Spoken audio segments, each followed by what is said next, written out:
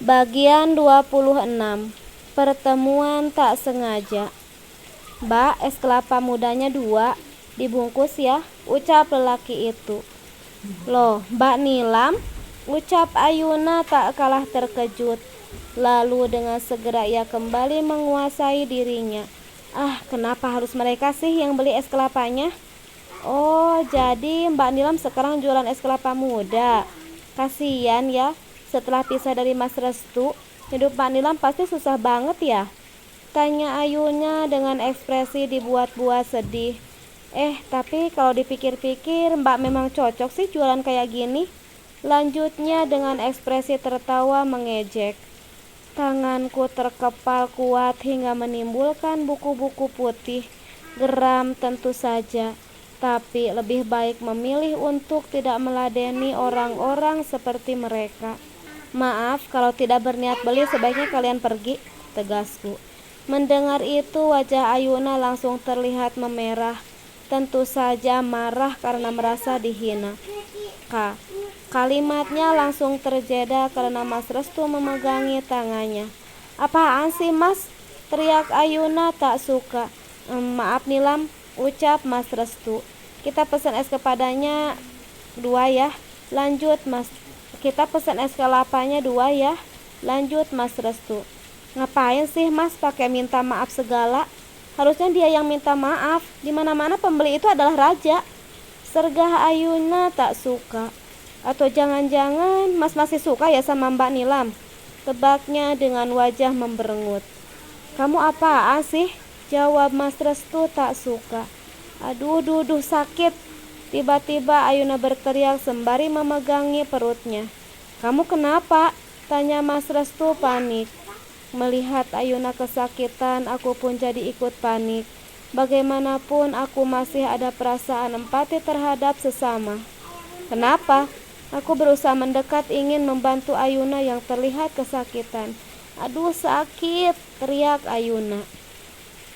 Kayaknya anaknya gak usah deh lihat Mas ngebelain perempuan lain, ucap Ayuna di sela-sela rintihan kesakitannya, yang entah pura-pura atau sungguhan. Mendengar itu aku langsung mundur, entah mengapa firasatku mengatakan kalau Ayuna sedang berdrama, ingin menunjukkan kalau ia tengah mengandung anaknya Mas Restu. Ayo duduk dulu, ucap Mas Restu ke Ayuna sembari memegang tangannya. Sementara aku hanya menyaksikan saja. Setelah mendengar pengakuannya, aku jadi tidak berminat membantu. Bukan karena cemburu, tapi aku merasa Ayuna sengaja berpura-pura.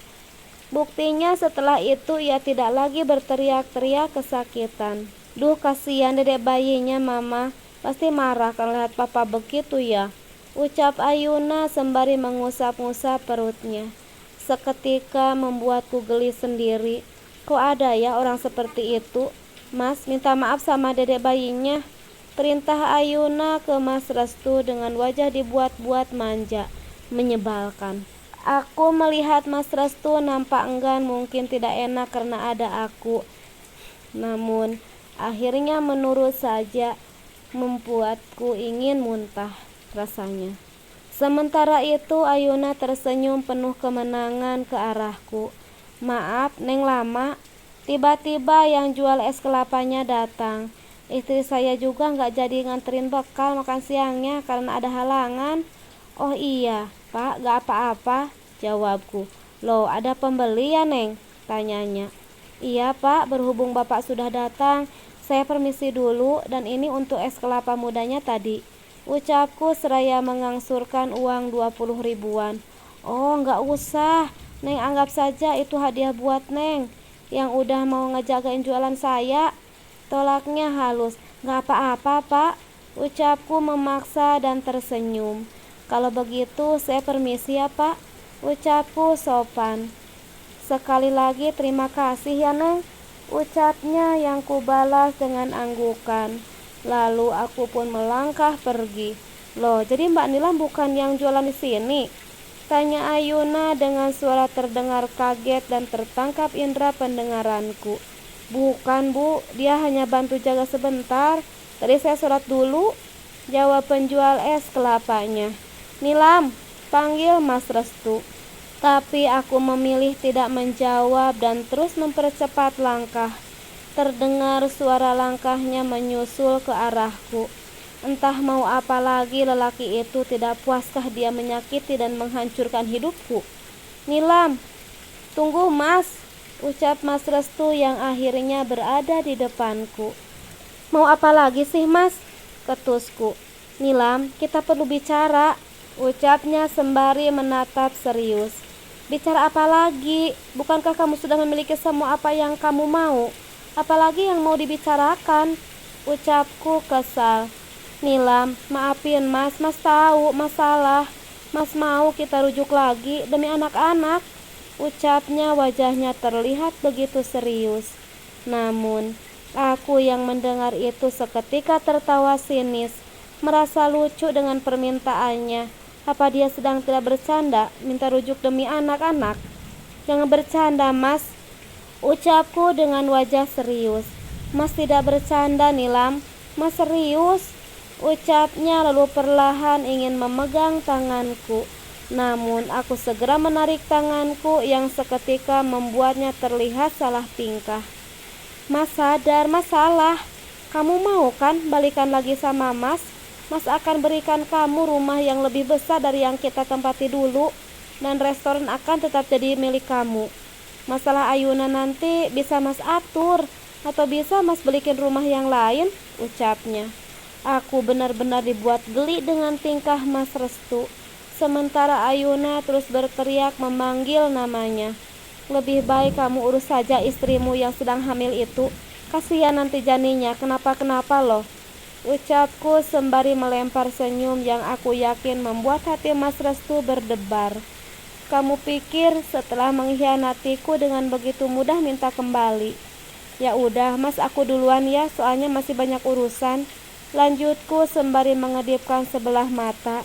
Biar saja dia kegeeran, lalu merasakan sakitnya merindu. Melihat itu Mas Restu ingin menahanku.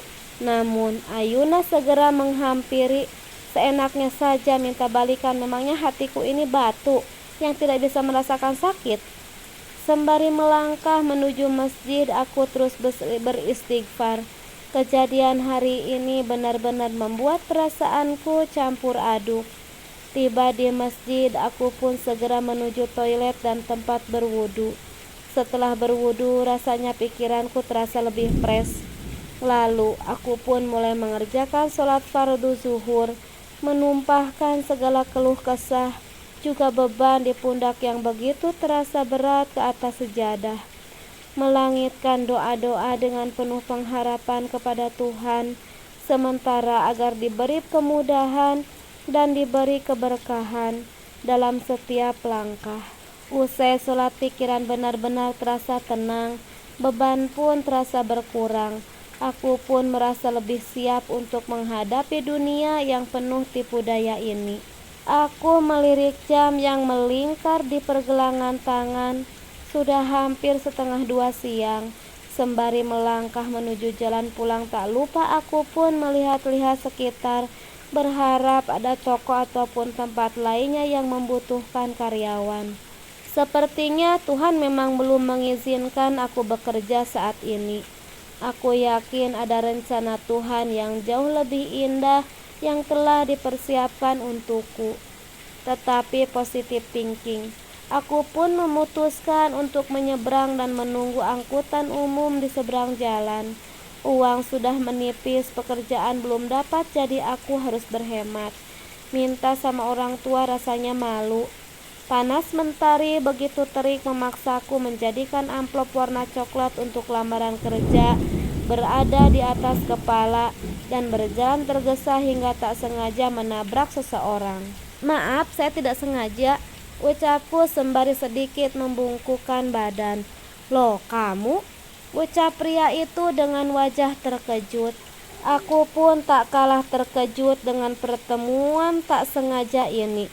Kakakmu? Ucapku terbata.